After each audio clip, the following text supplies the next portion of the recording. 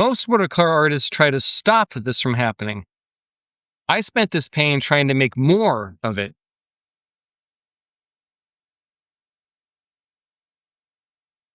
In this video, I'll show you how I intentionally tested pigments to create watercolor blossoms and atmospheric texture.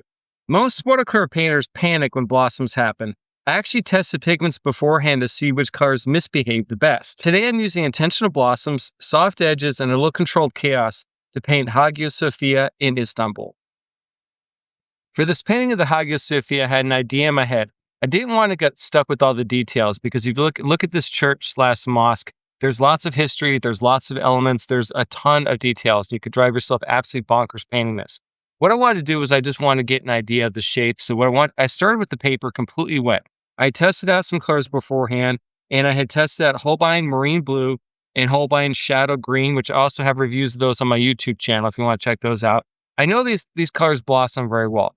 When you're trying to create water blossoms, what you want to do is you want to get the paper wet. So I start with just a very simple line drawing of the Hagia Sophia so I could see the big shapes. I covered the whole paper with super clean water with the paper flat on your table. And then I came in with very, very strong color, Holbein Marine Blue and Holbein Shadow Green. And when the paint was just a little bit wet, not too wet looking, what I do is I drop water into it and that blossoms the pigment aside and starts to create some of your detail, quote unquote.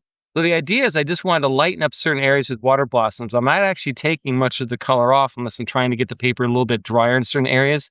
Then hit that with water again. But what it does is it just creates this beautiful kind of almost abstract painting without having to get to all the details.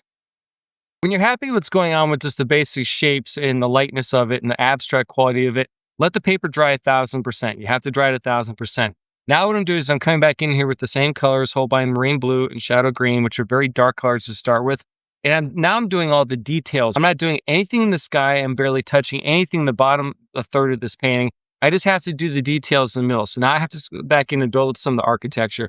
And this is kind of the hard part. You just have to switch to some smaller brushes. You have to pay careful attention to what's going on with the architecture. Put some of the minarets back into it. Do some of the details of the dome. Just go back and forth, section by section, so you're not putting your hand back into wet paint.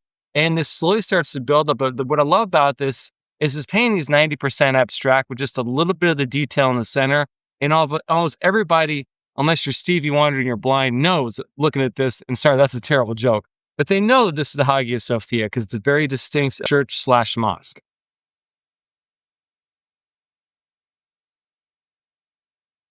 The funny thing is, most watercolor artists spend years trying to stop blossoms from happening. Meanwhile, I'm over here testing pigments to figure out which colors misbehave the best.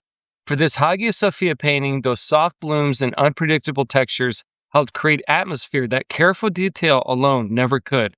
So the lesson here is simple. Sometimes water becomes more powerful the moment you stop trying to control every last thing. Thanks for watching, and if watercolor chaos occasionally wins in your studio too, welcome to the club. If you enjoyed this content, please hit subscribe. If you're interested in all the materials used in this painting, check out the YouTube description below. Thank you for watching, and happy painting.